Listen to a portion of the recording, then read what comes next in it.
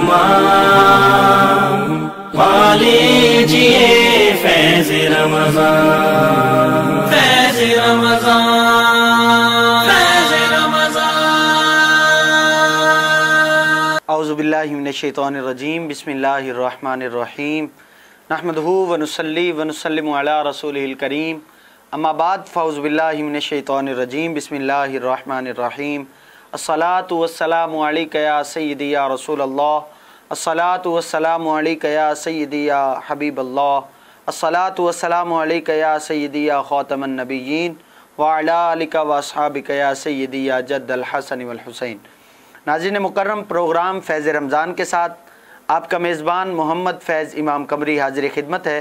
मेरी तरफ़ से तमाम सुनने वालों को, हाज़रीन को अस्सलामु अलैकुम व रहमतुल्लाहि व बरकातुहू।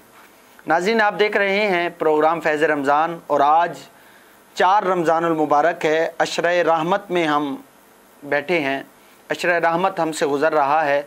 अल्लाह ताला हमें इस रमज़ानुल मुबारक की अज़मतें, बरकतें, रहमतें अता फ़रमाए, अशरे रहमत की रहमतें अता फ़रमाए। मेरे साथ मौजूद हैं आज के हमारे मेहमानान मुअज़्ज़म, मेहमान स्कॉलर मौजूद हैं और उन्हीं के साथ ही सनाख़ा हज़रात भी मेरे साथ मौजूद हैं।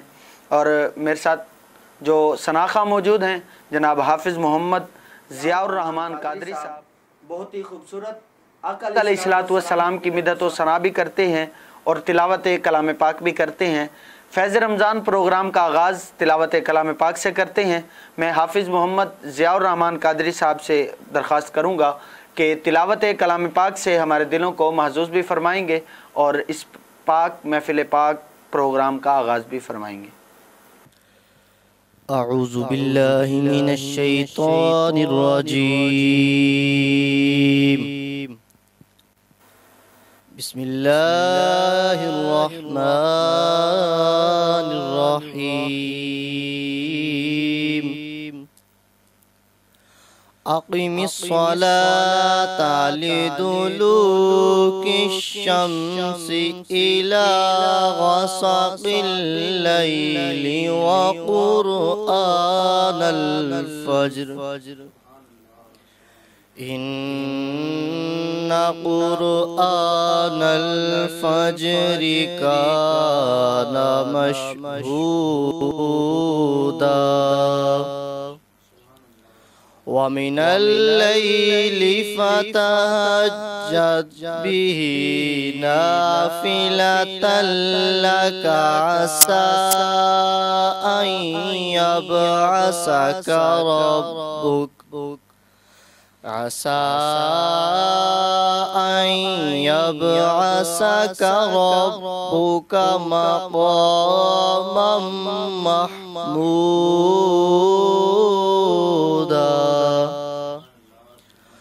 वक़ुल रब्बि अदख़िलनी मुदख़ल सिद्क़िन व अख़रिजनी मुख़रज सिद्क़िन वजअल ली मिन लदुनका सुल्ताना, मिन लदुनका सुल्तानन नसीरा। आमन्तु बिल्लाहि सदक़ल्लाहुल अज़ीम। माशाअल्लाह, सुभानअल्लाह। नाज़रीन, आप देख रहे हैं प्रोग्राम फ़ैज़ रमज़ान, तिलावत कलाम पाक से इस प्रोग्राम का आगाज़ फरमा रहे थे हाफ़िज़ मोहम्मद ज़ियाउर रहमान साहब। और आज जैसा मैंने आपको अर्ज़ किया कि 4 रमज़ानुल मुबारक है, रमज़ानुल मुबारक की रहमतें, अज़मतें समेट रहे हैं इस प्रोग्राम में और बहुत ही खूबसूरत आका अलैहिस्सलातु वस्सलाम की मिदत व सराह भी करते हैं जनाब हाफ़िज़ मोहम्मद ज़ियाउर रहमान। नाते महबूब दावर सनद हो गई, इन अशार के साथ मैं मुल्तमिस हूँ गुलहाए अकीदत के लिए कि नाते महबूब दावर सनद हो गई, फ़र्द इसियाँ मेरी मुस्तरद हो गई। नाते महबूब दावर सनद हो गई, फ़र्द इसियाँ मेरी मुस्तरद हो गई। मुझसा आसी भी आगोश रहमत में है, ये तो बंदा नवाजी की हद हो गई। मुझसा आसी भी आगोश रहमत में है, ये तो बंदा नवाजी की हद हो गई। गुलहाए अक़ीदत के लिए मुल्तमिस हूँ حافظ محمد ضیاء الرحمن صاحب سے آقا علیہ الصلوۃ والسلام کی مدحت و ثنا سے ہمارے دلوں کو محظوظ فرمائیں گے۔ صلی اللہ علیہ یا رسول اللہ وسلم علیک یا حبیب اللہ صلی اللہ علی محمد صلی اللہ علیہ وسلم صلی اللہ علی محمد صلی اللہ علیہ وسلم صلی اللہ علی محمد صلی اللہ علیہ وسلم جنت کا حسن سارا اس میں سمٹ کے آیا، جنت کا حسن سارا اس میں سمٹ کے آیا ہے، حسن ہی سراپا سرکار کا مدینہ صلی اللہ علی محمد صلی اللہ علیہ وسلم صلی اللہ علی محمد صلی اللہ علیہ وسلم۔ اللہ مصطفیٰ کے قدموں میں موت آئے، اللہ مصطفیٰ کے قدموں میں موت آئے، مدفن بنے ہمارا سرکار کا مدینہ صلی اللہ علی محمد صلی اللہ علیہ وسلم صلی اللہ علی محمد صلی اللہ علیہ وسلم۔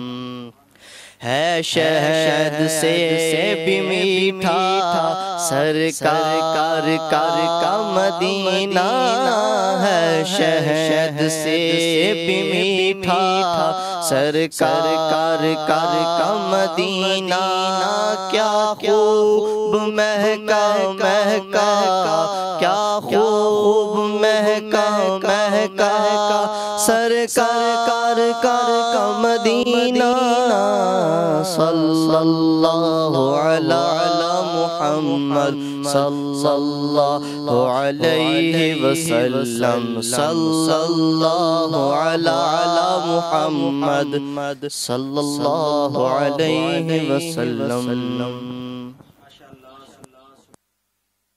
صورت انداز میں آقا علیہ الصلوۃ والسلام کی ذات اقدس پر درود پاک اور گلہائے عقیدت پیش فرما رہے تھے، مجھے ایک کلام یاد آ رہا ہے۔ شاعر نے لکھا کہ طلوع شمس و قمر سے پہلے میں تجھ پہ آقا درود بھیجوں، طلوع شمس و قمر سے پہلے میں تجھ پہ آقا درود بھیجوں، ہر ایک شام و سحر سے پہلے میں تجھ پہ آقا درود بھیجوں، ہر ایک شام و سحر سے پہلے میں تجھ پہ آقا درود بھیجوں، اور سفر کا آغاز جب کروں میں میرے لبوں پہ ہو نام تیرا، سفر کا آغاز جب کروں میں میرے لبوں پہ ہو نام تیرا، پلٹ کے آؤں تو گھر سے پہلے میں تجھ پہ آقا درود بھیجوں، پلٹ کے آؤں تو گھر سے پہلے میں تجھ پہ آقا درود بھیجوں، اور خدا کی بھیجی کتاب تو ہے میرا تو سارا نصاب تو ہے، خدا کی بھیجی کتاب تو ہے میرا تو سارا نصاب تو ہے، حصول علم و ہنر سے پہلے میں تجھ پہ آقا درود بھیجوں، حصول علم و ہنر سے پہلے میں تجھ پہ آقا درود بھیجوں، اور بس حب آل رسول فخری میں اپنے ورثے میں چھوڑ جاؤں، بس حب آل رسول فخری میں اپنے ورثے میں چھوڑ جاؤں، اس اختتام سفر سے پہلے میں تجھ پہ آقا درود بھیجوں، اس اختتام سفر سے پہلے میں تجھ پہ آقا درود بھیجوں۔ ناظرین، بہت ہی خوبصورت انداز میں گلہائے عقیدت پیش فرما رہے تھے۔ میرے ساتھ آج کے مہمان اسکالر موجود ہیں جناب حضرت علامہ قاری محمد طیب رضا قادری صاحب، میں آپ کو خوش آمدید کہتا ہوں۔ علامہ صاحب، آپ خیریت سے ہیں؟ ناظرین، جو آج ہم نے اس پروگرام فیض رمضان کا موضوع رکھا ہے وہ فضائل رمضان کے حوالے سے ہے۔ انشاءاللہ علامہ صاحب سے اس حوالے سے گفتگو بھی کریں گے۔ علامہ صاحب میں آپ سے سوال کرنا چاہوں گا کہ جس آیت میں روزہ جو ہم پر فرض ہے اس رمضان المبارک میں، جس آیت میں روزے کی فرضیت بیان کی گئی ہے، ذرا اس کی وضاحت فرما دیں۔ نحمده ونصلي على رسوله الكريم اما بعد فاعوذ بالله من الشيطان الرجيم بسم الله الرحمن الرحيم الصلاة والسلام عليك يا سيدي يا رسول الله وعلى آلك واصحابك يا سيدي يا نور الله۔ جی فیض امام قمری صاحب آپ نے بہت ہی اہم کوسچن کیا ہے، تو واقعی ہی اس آیت مبارکہ میں اللہ رب العزت کی رحمتیں چھما چھم برس رہی ہیں۔ سبحان اللہ۔ اللہ رب العزت نے ارشاد فرمایا یا ایھا الذین آمنوا کتب علیکم الصیام کما کتب علی الذین من قبلکم لعلکم تتقون۔ سبحان اللہ۔ امام احمد رضا خان رحمۃ اللہ تعالی علیہ کے والد گرامی حضرت مولانا نقی علی خان رحمۃ اللہ تعالی علیہ، آپ اس عہد کے تحت فرماتے ہیں، آپ فرماتے ہیں کہ بندہ اگر واقعی ہی دل میں، جس کے دل میں واقعی ہی رب تعالیٰ کی محبت ہے اور شمع جل رہی ہے رب تعالیٰ کی محبت کی، اس آیت مبارکہ کے اندر جو اللہ رب العزت نے ارشاد فرمایا یا ایھا الذین آمنو، اس کی حلاوت اور مٹھاس اتنی ہے جو آمنو کا لفظ ہے، تو بندہ اسی پر اگر غور کرے تو روزہ رکھنے کے لیے اتنا ہی کافی ہے کہ بندہ روزے رکھنے والے کو اللہ تعالیٰ ارشاد فرما رہا ہے اے ایمان والو، اس سے بڑی اور کوئی بات ہی نہیں ہے۔ تو آگے بھی آپ رحمۃ اللہ تعالی علیہ نے بہت ہی پیاری وضاحت کی ہے اس آیت مبارکہ کے اندر۔ آپ فرماتے ہیں سب سے پہلے تو اللہ رب العزت نے روزے رکھنے والے شخص کے لیے ایمان کی گواہی دی ہے، اور واقعی ہی بہت ہی پیاری حلاوت ہے اور مٹھاس ہے اس بات کے اندر کہ جس کے اندر اللہ رب العزت فرما رہا ہے اے ایمان والوں۔ اب دیکھیں بہت ہی پیاری اللہ رب العزت کی جو رحمت ہے وہ یہیں پر ختم نہیں ہوتی، یہیں پر سلسلہ ختم نہیں ہوتا، آگے بھی بہت ہی پیارا کمال اللہ رب العزت نے جملے ارشاد فرمایا کما کتب علی الذین من قبلکم۔ اب دیکھیں کہ بندہ جب بیمار ہو جائے نا تو وہ کسی ڈاکٹروں کے پاس جاتا ہے، در در کی جب ٹھوکریں کھاتا ہے اور اس پر وہ بیماری سر پر سوار ہو جائے تو وہ بندہ بہت ہی رنجش کے عالم میں پہنچ جاتا ہے، پریشان ہوتا ہے وہ بندہ۔ لیکن کسی ایسے ڈاکٹر کے پاس چلا جائے کہ وہ واقعی حقیقتاً ڈاکٹر اس کی رہنمائی کرنا چاہتا ہو، اس کی دلجوئی کرنا چاہتا ہو، تو اگر وہ ڈاکٹر ایک جملہ ہی کہہ دینا کہ یہ موسم کی تبدیلی کی وجہ سے آپ کی طبیعت ناساز ہے، آپ کی طبیعت انشاءاللہ عنقریب ٹھیک ہو جائے گی، تو وہ بندے کا جو سر پر وہ بیماری کا سوار ہوتا ہے نا، بیماری کا، تو وہ بندے کے سر سے اتر جاتا ہے، وہ بندہ ذرا ٹینشن فری ہو جاتا ہے کہ واقعی یہ بیماری موسم کی چینجنگ کی وجہ سے ہے۔ تو اسی طرح اللہ رب العزت نے ارشاد فرما دیا کما کتب علی الذین من قبلکم، اے محبوب کے غلاموں تم پریشان نہ ہونا، تم پریشان نہ ہونا، یہ جو عبادت ہے روزے کی یہ پچھلی امتوں پر بھی ہم نے ڈالی ہے، حضرت آدم علیہ السلام سے لے کر حضرت عیسیٰ علیہ السلام تک ہر مذہب و ملت کے اندر یہ روزہ فرض کیا گیا۔ حضرت علی رضی اللہ تعالیٰ عنہ کا فرمان ہے، آپ فرماتے ہیں کہ یہ جو روزے والی عبادت ہے یہ بہت پرانی اور قدیم عبادت ہے۔ اللہ رب العزت نے پچھلی امتوں کا ساتھ وضاحت کے ساتھ بیان کرنے کے ساتھ یہ فرما دیے تم نہ سمجھنا کہ صرف تم پر ہی یہ مشقت والی عبادت فرض کی ہے، بلکہ پچھلی امتوں پر بھی ہم نے یہ روزے فرض کیے ہیں۔ آگے فرمایا لعلکم تتقون، یہ تو آیت مبارکہ ہے نا، اس سے پہلے ایک آیت مبارکہ کا جز ہے ایام معدودات، یہ الفاظ ہیں اس آیت مبارکہ کے، تو اللہ رب العزت نے اس کے اندر بھی بڑی اپنی رحمت کی برسات فرمائی ہے۔ وہ یوں کہ آپ قمری صاحب جانتے ہیں کہ جب بندہ بچپن کی حالت میں ہوتا ہے، باپ اسکول چھوڑنے جاتا ہے نا، تو وہ بڑی ایک بچے پر بہت ہی ٹینشن ہوتی ہے کہ کیسے اب پڑھنے جاؤں، اسکول بھیج دیا ہے مجھے، تو والد ذرا شفقت کرتے ہوئے کیا فرماتا ہے، کہتا ہے کہ بیٹا صرف اتنا ٹائم ہے، پھر چھٹی ہو جائے گی، پھر تم گھر آ جاؤ گے، تسلی دیتا ہے۔ تو رب تعالیٰ نے بھی اسی طرح تسکین اور امت مسلمہ یعنی حضور علیہ الصلوۃ والسلام کی امت کو تسلی دینے کے لیے ایام معدودات کے لفظ لے آئے، فرمایا کہ یہ اتنے ہی دن ہیں، 30 دن ہے ماہ رمضان کے، اس میں روزے رکھنے ہیں، معدود دن ہے، اس میں روزے رکھنے ہیں، پھر انشاءاللہ ویسے کہ ویسے ماحول ہو جائے گا، مہینے آ جائیں گے۔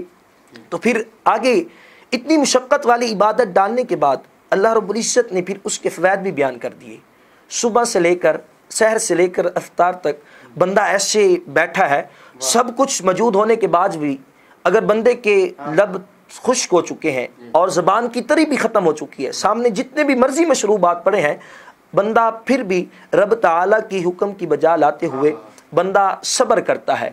اور فرمایا کہ اس وقت اللہ رب العزت نے یہ آیت مبارکہ کے ساتھ ہی ارشاد فرما دی لعلکم تتقون، تاکہ تمہیں پرہیزگاری ملے.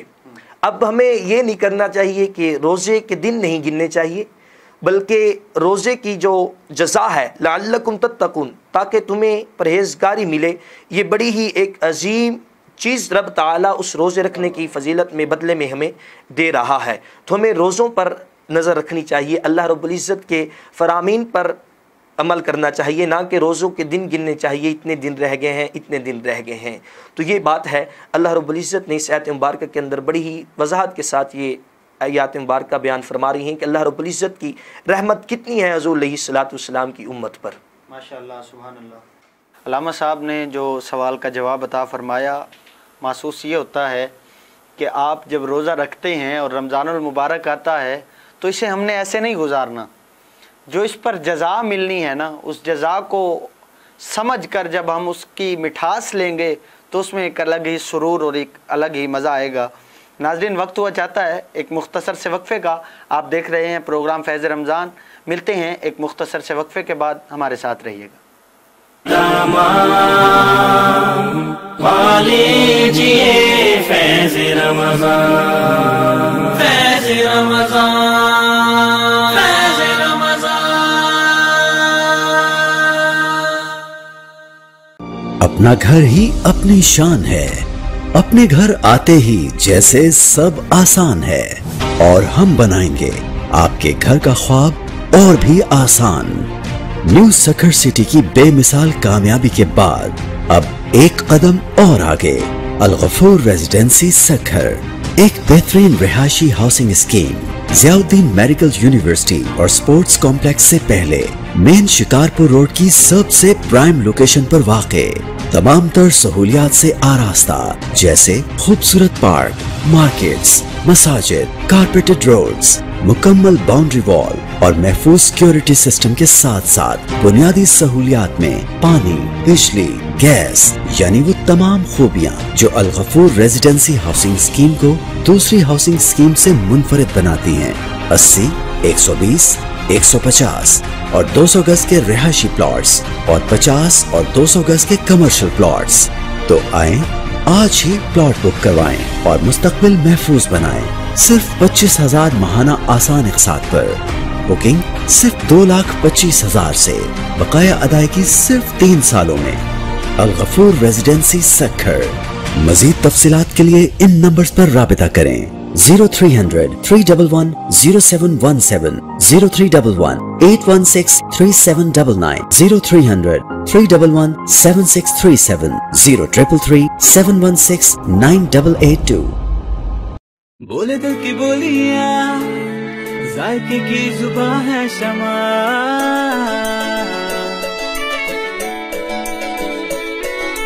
بولے بولے بولے بولے دل بولے، کوئی ڈش آئی لو یو کہے،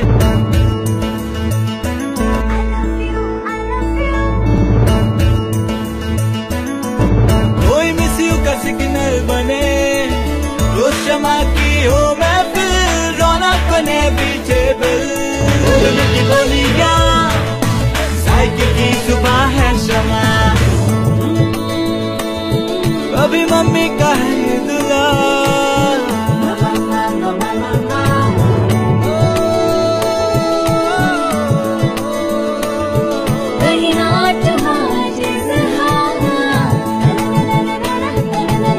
روز شمع کی ہو محفل، رونق بنے پیچھے بل.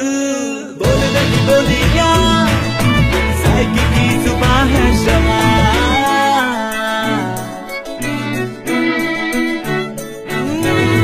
تکرار بھی یہی پیار بھی، تکرار بھی یہی پیار بھی، یہی جیت بھی یہی ہار بھی، تکرار بھی یہی پیار بھی، یہی جیت بھی یہی ہار بھی.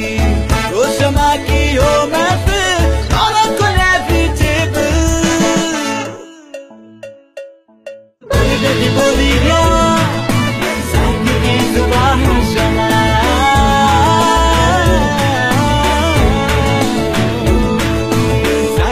अपनी जुबान है शमा। ट्वाइस हेल्थ फॉर्मूला के साथ शमा कुकिंग ऑयल एंड शमा बनास्पति, बोले दिल की बोल।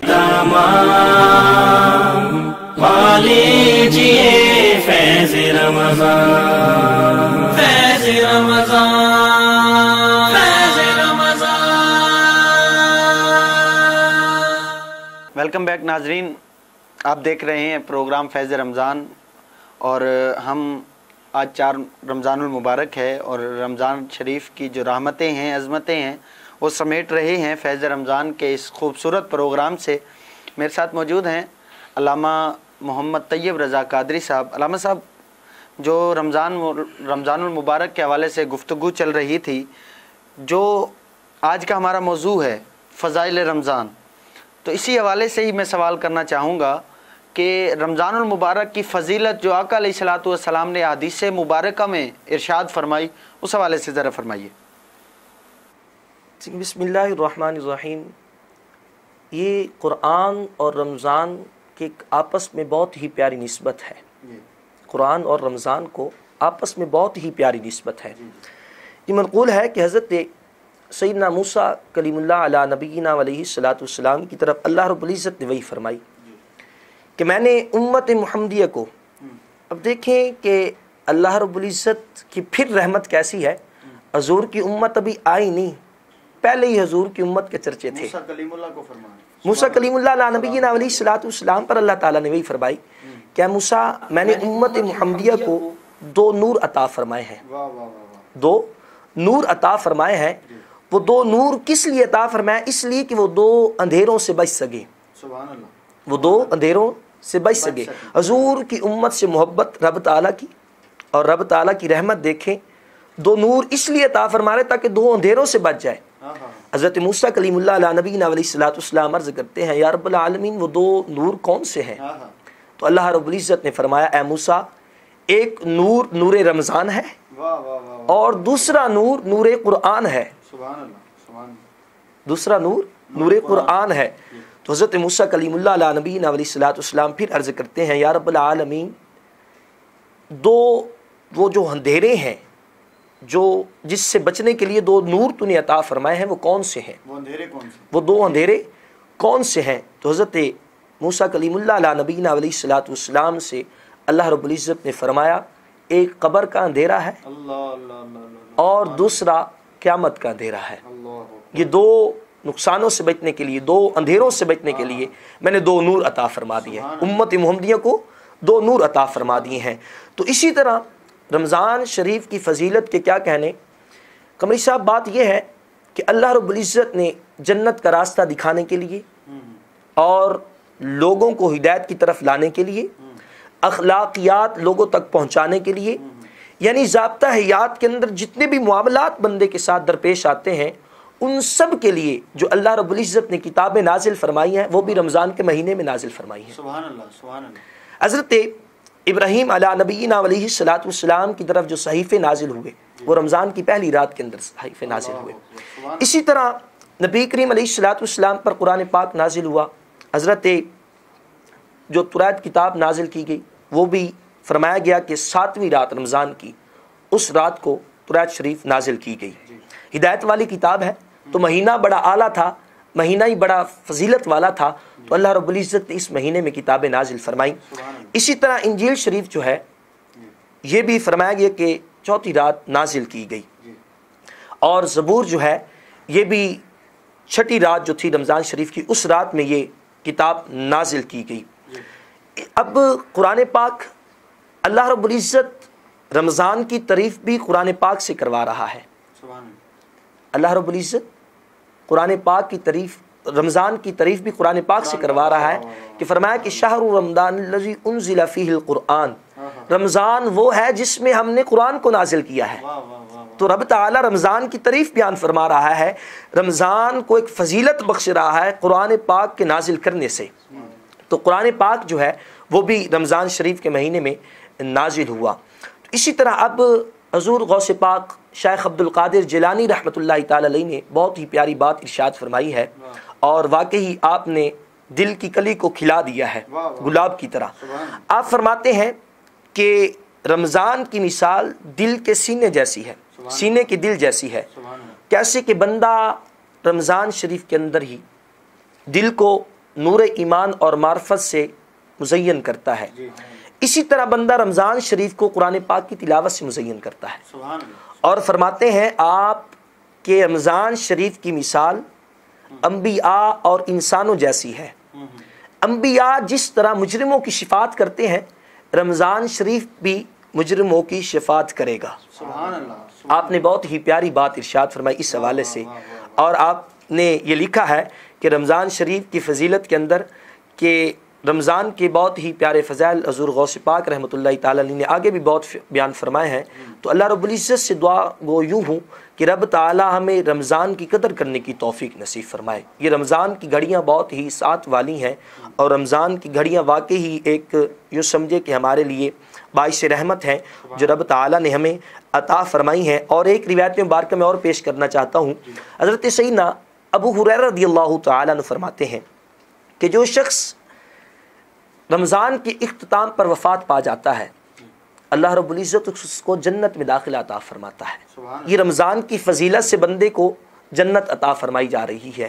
اسی طرح نبی کریم علیہ الصلوۃ والسلام نے, اگر حدیث مبارکہ پوری میں پیش کر دیتا ہوں, کہ نبی کریم علیہ الصلوۃ والسلام کا یہ فرمان حضرت سیدنا ابو ہریرہ رضی اللہ تعالیٰ نے جو مروی ہے, جو آپ ارشاد فرما رہے ہیں, فرمایا ایک تو بندہ جو رمضان کے اختتام پر مرتا ہے, اللہ رب العزت اس کو بھی جنت میں داخلہ نصیب فرماتا ہے. اور جو عرفہ کے دن, جو بندہ عرفہ کے دن وفات پاتا ہے آخری لمحے میں, اللہ رب العزت اس کو بھی جنت میں داخلہ عطا فرماتا ہے. تو رمضان کے ساتھ ایک جو اہم چیز ہے وہ یہ ہے کہ ہم صدقہ خیرات جو ہمارے اندر زیادہ مشہور و معروف بات ہے وہ رمضان کے اندر زیادہ کیا جاتا ہے. ایسی ہی بات ہے کہ لوگوں کا بڑا دل اس کی طرف مائل ہوتا ہے, غریبوں کی خدمت کرنا, اور بھی زیادہ جس طرح ہے لنگر کا اہتمام کرنا, افطار و سحر کا اہتمام کرنا لوگ کرتے ہیں. تو فرمایا جو آخری بات ہے, فرمایا صدقہ دینے کی حالت میں جو بندہ فوت ہوتا ہے, اللہ رب العزت اس کو بھی جنت میں داخلہ عطا فرماتا ہے.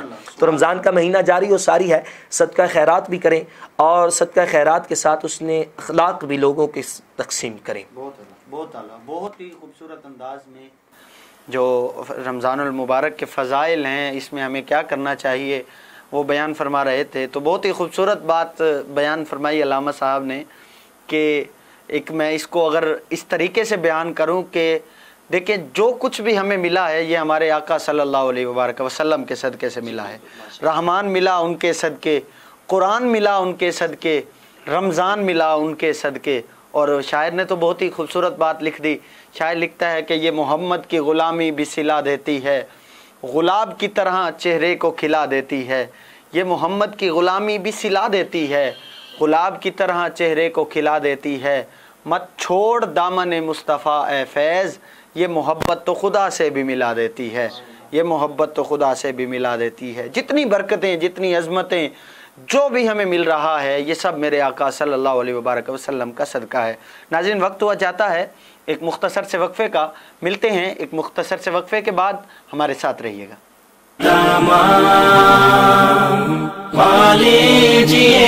فیض رمضان, فیض رمضان, فیض رمضان. اپنا گھر ہی اپنی شان ہے, اپنے گھر آتے ہی جیسے سب آسان ہے, اور ہم بنائیں گے آپ کے گھر کا خواب اور بھی آسان.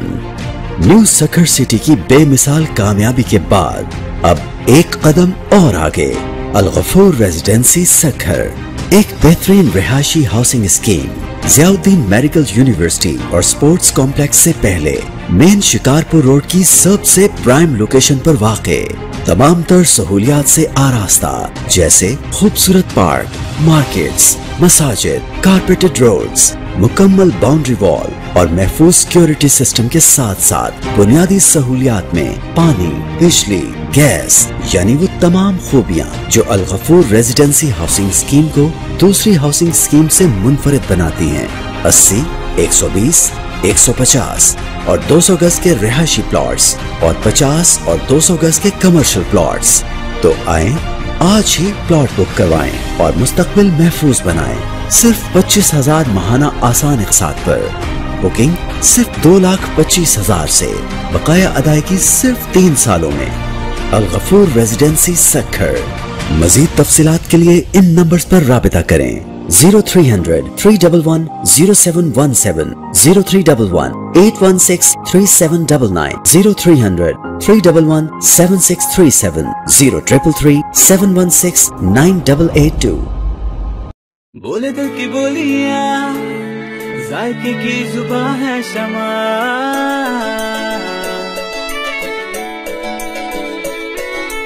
बोले बोले बोले बोले दिल बोले,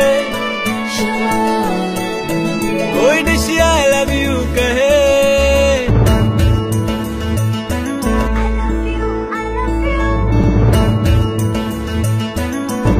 कोई मिस यू का सिग्नल बने, रोज शमा की हो महफिल, रौनक बने पीछे बल। बोलने की बोलियां, जायके की जुबां है शमा। कभी मम्मी का है दुआ,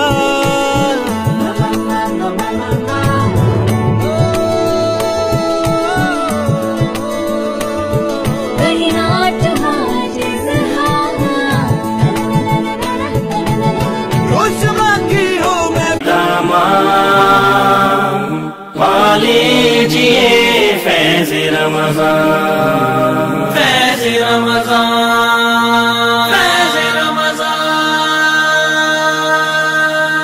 वेलकम बैक नाजरीन, आप देख रहे हैं प्रोग्राम फैज़ रमज़ान और मैं हूं आपका होस्ट मोहम्मद फैज़ इमाम कमरी। मेरे साथ मौजूद हैं हज़रत अल्लामा कारी मोहम्मद तैयब रज़ा कादरी साहब।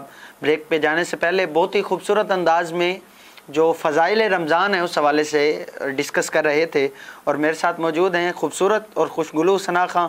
बचपन से आका अलैहिस्सलातु वस्सलाम की मिदत व सरा से अपने दिलों को भी महसूस कर रहे हैं, हमारे दिलों को भी महसूस कर रहे हैं जनाब हाफिज़ मोहम्मद ज़ियाउर रहमान कादरी साहब। मैं इन्हीं से इल्तमास करूँगा कि आका अलैहिस्सलातु वस्सलाम की मिदत व सरा से हमारे दिलों को महसूस फरमाएंगे जनाब हाफिज़ मोहम्मद ज़ियाउर रहमान कादरी साहब। बिस्मिल्लाहिर्रहमानिर्रहीम। डूब सकती नहीं तूफान की तुगयानी में, डूब सकती नहीं तूफान की तुगयानी में, कि जिसकी कश्ती हो मेरे आका तेरी निगहबानी में, कि जिसकी कश्ती हो मेरे आका की निगहबानी में। सल्लल्लाहु अलैका या रसूल अल्लाह वसल्लम अलैका या हबीब अल्लाह।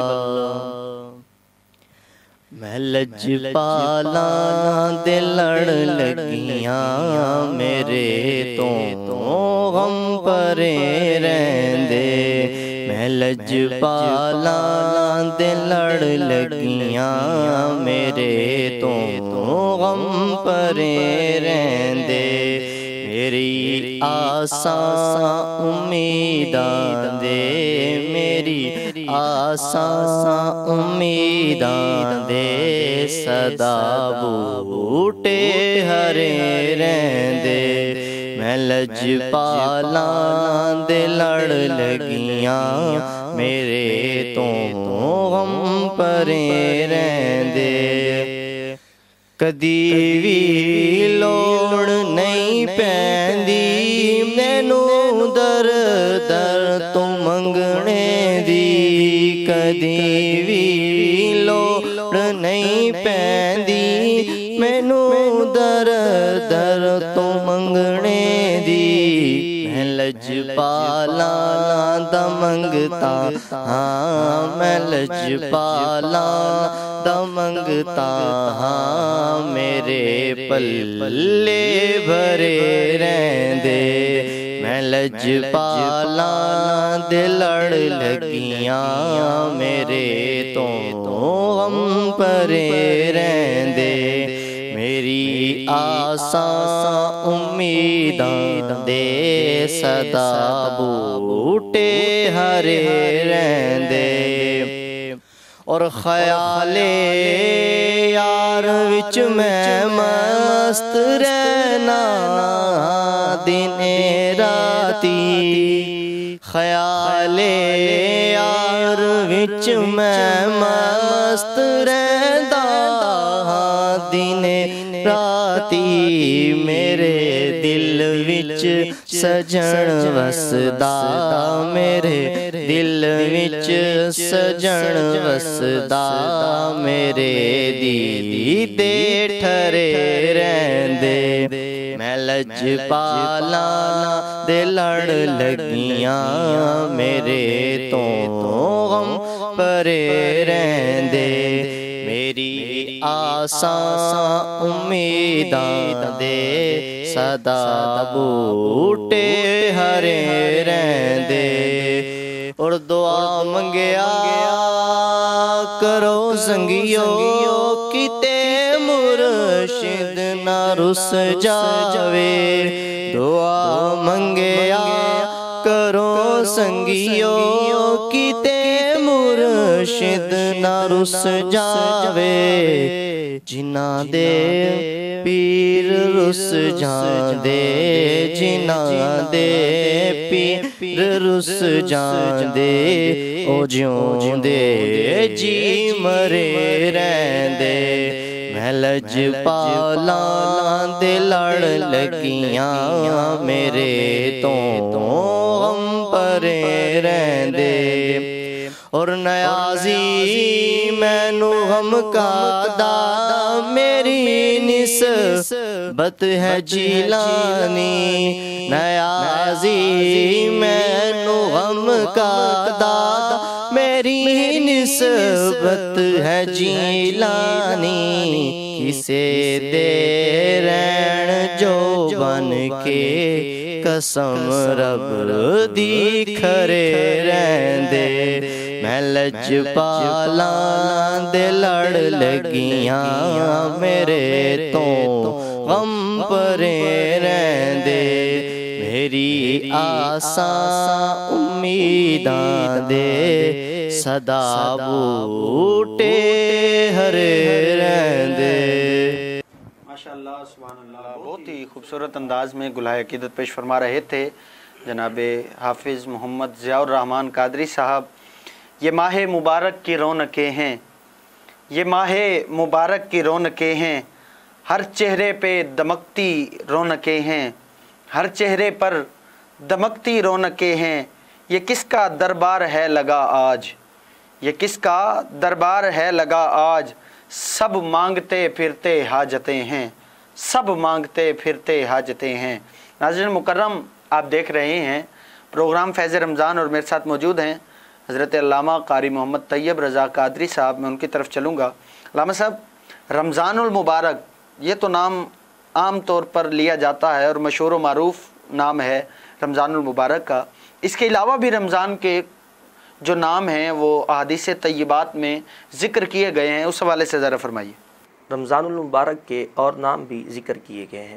حضرت مفتی احمد یار خان نعیمی رحمۃ اللہ تعالی علیہ آپ تفسیر نعیمی میں فرماتے ہیں کہ اس مبارک کے مہینے کے کل 4 نام ہیں، ماہ سیام کے کل 4 نام ہیں۔ ایک تو آپ نے ارشاد فرما دیا ماہ رمضان المبارک، یہ بھی ایک مہینے کا نام آ گیا، یہ بھی ساری دنیا پر یہ عیاں ہے، سب سے جو زیادہ مشہور و معروف یہی ماہ رمضان کا نام مشہور جی۔ لیکن مفتی احمد یار خان نعیمی رحمۃ اللہ تعالی علیہ نے تفسیر نعیمی کے اندر یہ بات لکھی ہے کہ ماہ رمضان کے 3 اور نام بھی ہیں۔ ایک ماہ صبر بھی ماہ رمضان کو کہا جاتا ہے، اور ماہ وسعت بھی ماہ رمضان کو کہا جاتا ہے، ماہ وسعت رزق اور ماہ وسعت بھی کہا جاتا ہے۔ رمضان کہتے ہیں جی یہ رحمان کا ایک نام ہے، ماہ رمضان جو ہے یہ رحمان کا ایک نام ہے، اس لیے اس کو ماہ رمضان کہا جاتا ہے۔ اور اس مہینے کا جو دوسرا نام ماہ صبر، اس کے اندر واقعی ہی بہت ہی پیاری بات ہے، وہ یہ کہ قمری صاحب دیکھیں کہ بندہ واقعی ہی یہ مہینہ جو ہے صبر کا ہی ہے، ہر حوالے سے صبر کا مہینہ ہے، تو اس لیے اس مہینے کو صبر کا مہینہ کہا جاتا ہے۔ حضرت سلمان فارسی رضی اللہ تعالیٰ عنہ فرماتے ہیں کہ نبی کریم علیہ السلام نے فرمایا کہ ماہ رمضان یعنی ماہ سیام کو ماہ صبر بھی کہا جاتا ہے، اور یقین مانیے کہ آگے جو مصطفیٰ کریم علیہ السلام نے جملے ارشاد فرمائے ہیں غلاموں کے لیے، روزے داروں کے لیے، جو ساری دن کی گرمی کی شدت کی پیاس برداشت کرتے ہیں، नबी करीम अलैहिस्सलाम ने उनके लिए बड़े प्यारे जुमले इरशाद फरमाए। फरमाया इस महीने का नाम माह सबर है और सबर की जज़ा जन्नत है। सबर की जज़ा जन्नत है। अब सिर्फ माह रमज़ान के अंदर सबर करने वाले की जज़ा जो है वो जन्नत है, तो इसी तरह हर मामले के अंदर अगर कोई बंदा परेशान करता है और बंदा उस पर सबर करता है तो अल्लाह रब्बुल इज़्ज़त फिर भी सबर की जज़ा क्या रखेगा? जन्नत ही। इसी तरह हर मामले में कोई मुसीबत आफत आती है, आजमाइश आती है, तो बंदा सब्र करता है, अल्लाह रब्बुल इज़्ज़त उसे जन्नत ही अता फरमाएगा। माह वुसअत रिज़्क़ इस महीने का नाम है। इसकी क्या वजह है? इसकी वजह यह है कि आपको मालूम है कि माशाल्लाह हमारे मुल्क के अंदर महंगाई तरी होती जा रही है, बुलंदी पाती जा रही है, महंगाई बहुत ही ज़्यादा अरूज की तरफ जा रही है। लेकिन इस महीने के अंदर माह वुसअत रिज़्क़ नाम रखने की वजह यह है कि गरीब से गरीब बंदा भी इस महीने के अंदर हर फल की लज्जत उठा लेता है, हर फल की लज्जत ले लेता है। इसी तरह उसके घर के अंदर भी रिज़्क़ के अंदर वुसअत होती है। और वाकई ऐसा है, ये मुशाहिदा है इस बात का कि गरीब के गरीब घर भी क्यों ना हो, उसके अंदर भी इस महीने के अंदर अल्लाह रब्बुल इज़्ज़त रिज़्क़ की वुसअत फरमा देता है कि बंदा हर नेमत से लुत्फ़ अंदोज़ होता है, हर रब ताला की जो नेमत है उससे बंदा लज्जत हासिल करता है। ये रब ताला का करम है, इस महीने के अंदर अल्लाह रब्बुल इज़्ज़त रिज़्क़ की वुसअत फरमा देता है। और इसका एक और जो नाम है वो माह मुअस्सात है। माह मुअस्सात का जो मतलब है वो गम ख़ारी करना है, भलाई करना। इस महीने के अंदर अल्लाह रब्बुल इज़्ज़त ऐसा रहमतों का नज़ूल फरमाता है कि बंदा पड़ोसियों के साथ भी उसने सलूक करता है, गम ख़ारी अपनाता है, इसी तरह अपने रिश्तेदारों के साथ भी भलाई वाले मामलात अपनाता है। तो ये माह रमज़ान के नाम रखने की जो वजह है वो ये है। तो अल्लाह रब्बुल इज़्ज़त वाकई ही इस रमज़ान की जिस तरह के महीने के नाम है इसी तरह अमल करने की भी तौफीक नसीब फरमाए। ये तो बात कन्फर्म है नाज़रीन के इस रमज़ानुल मुबारक में अल्लाह ताला बड़ी रहमतों से नवाजता है अपने बंदों को, बड़ी अज़मतें अता फरमाता है। जिस तरह अल्लामा साहब ने बयान किया कि सब्र पर अजर भी अता फरमाता है। और माह वुसअत रिज़्क़ भी इस माह रमज़ान को कहा जाता है। और इसमें बेशक हमारा जो रिज़्क़ है उसमें अल्लाह ताला वुसअत अता फरमाता है। और आका अलैहिस्सलातु वस्सलाम की हदीस मुबारका भी है ना कि तुम सदका करो, मैं हुजूर ने कसम उठाकर इरशाद फरमाया कि तुम सदका करो, मैं मोहम्मद अल्लाह की कसम उठाता हूँ तुम्हारा माल कभी कम नहीं होगा। अगर तुम सदका करोगे तो मैं मोहम्मद अल्लाह की कसम उठा के कहता हूँ कि तुम्हारा माल कभी कम नहीं होगा। अल्लामा साहब वक्त जो है बिल्कुल मुख्तसर है, एक सवाल करना चाहूँगा कि हम रोज़ा रखते हैं, इसमें सब्र करते हैं, रोज़ा रखते हैं, रमज़ानुल मुबारक का जो एहतराम करते हैं, इस पर अजर क्या है, ज़रा जल्दी से बताइएगा। जी देखिए, वाकई ही रमज़ान के अंदर जो रखना वाकई मुशक्क़त है, एक मुशक्क़त वाली इबादत है, तो इसकी जज़ा भी बहुत आला होगी। तो हर मामले के अंदर अगर देखा जाए तो एक मैं रिवायत मुबारक का छोटा सा जो जुज़ है वो बयान करते हैं, आगे चलते हैं क्योंकि टाइम भी मुख्तसर है। तो अल्लाह रब्बुल इज़्ज़त ने जो इरशाद फरमाया है कि रोज़ा जो है ये मेरे लिए है और रोज़े की जज़ा मैं खुद दूँगा। इसी बात पर अगर देखा जाए तो वाकई ही बहुत बड़ा अजर मिल रहा है हमें। रोज़ा एक वाकई मुशक्क़त वाली इबादत है, इसमें शक नहीं है, लेकिन इसकी जज़ा तो देखें अल्लाह रब्बुल इज़्ज़त क्या फरमा रहा है, मैं खुद दूंगा जी, शान शान खुद अता फरमाऊँगा। और दूसरी जो अल्फाज हैं जैसे कि और भी तफसीरों के अंदर ये बात लिखी है कि अना उज्ज़ा के लफ्ज़ हैं, अना उज्ज़ा भी कि मैं उसकी जज़ा खुद हूँ मैं उसकी जज़ा। रब ताला इरशाद फरमा रहा है मैं उसकी जज़ा खुद हूँ, ये हदीस कुदसी है। आगे एक मैं यहाँ पर जुमला कहना चाहूँगा, वो महमूद गज़नी रहमतुल्लाह ताला अलैह ने जौहरात फेंके, हीरे फेंके, तो वज़ीर बैठे थे सारे जितने भी दरबारी थे, उनसे कहा उठा लो। तो लोग झोंक दर झोंक उस हीरों की तरफ लिपके उन्होंने उठाना शुरू कर दिया। तो लेकिन अयाज़ रहमतुल्लाह ताला अलैह आपके जो वज़ीर थे वो घोड़े पे आपके पीछे पीछे, फरमाया तुम नहीं उठाते, कहा मुझे मोती नहीं चाहिए, मुझे मोतियों वाला चाहिए, मुझे मोती नहीं चाहिए, मुझे हीरे जौहरात नहीं चाहिए, बल्कि मुझे मोतियों वाला चाहिए। तो इसलिए मैं आपके पीछे ही आ रहा हूँ, मुझे आप चाहिए। तो जिसको अल्लाह ही मिल जाए उसकी क्या शान होगी, जज़ा खुद हो जाए, जज़ा खुद रब ताला फरमा रहा कि मैं खुद उसकी जज़ा हूँ जो रोज़ा रखता है। तो ये बात तो यहाँ पर। और हज़रत सैयदना सहल बिन अब्दुल्लाह रज़ियल्लाहु ताला अन्हु फरमाते हैं कि नबी करीम अलैहिस्सलातु वस्सलाम ने फरमाया कि एक जन्नत का दरवाज़ा है, रैयान उसका नाम है, उसका नाम रैयान है। और फरमाया इससे सिर्फ वो शख्स गुजरेगा जो रोज़ेदार होगा, जो रोज़े دار ہوگا وہ شخص اس سے دروازے سے گزرے گا۔ جنت میں رب تعالیٰ کی شان و شوکت سے، رب تعالیٰ کے رحم و کرم سے ہر مسلمان جنت میں داخل ہوگا، اور حضور کا جو سچا غلام ہوگا وہ بھی جنت میں داخل ہوگا۔ لیکن ایک الگ دروازہ، ایک الگ پروٹوکول جو ہوگا وہ اس شخص کے لیے ہوگا جو ماہ رمضان کے روزے رکھنے والا ہوگا۔ تو یہ واقعی رب تعالیٰ کی جزا ہے۔ اللہ رب العزت ہمیں ماہ رمضان کے روزے رکھنے کی توفیق نصیب فرمائے، اور جس طرح روزہ رکھنے کا حق ہے اسی طرح روزے رکھ کر حق ادا کرنے کی توفیق نصیب فرمائے، آمین بجاہ النبی الامین۔ ماشاءاللہ بہت ہی خوبصورت جو سوالات تھے، جو موضوع تھا وہ ڈسکس فرما رہے تھے حضرت علامہ قاری طیب رضا قادری صاحب، اور شکر گزار ہوں آپ تشریف لائے، آپ نے وقت عطا کیا۔ انہی کے ساتھ ہی ہمارے خوبصورت ثناخواں جناب حافظ محمد ضیاء الرحمن صاحب، آپ کا بھی بہت شکریہ، آپ تشریف لائے۔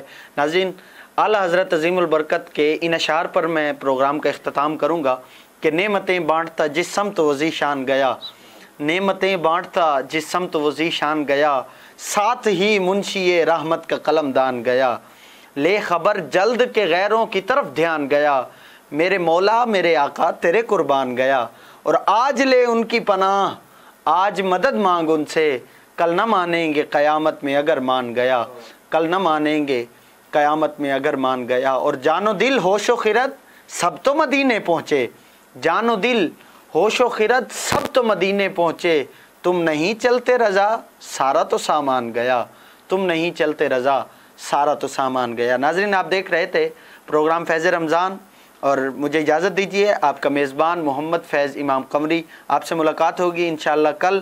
اللہ آپ کا اور ہمارا حامی و ناصر ہو۔ السلام علیکم ورحمۃ اللہ وبرکاتہ۔ لیجیے فیض رمضان، فیض رمضان۔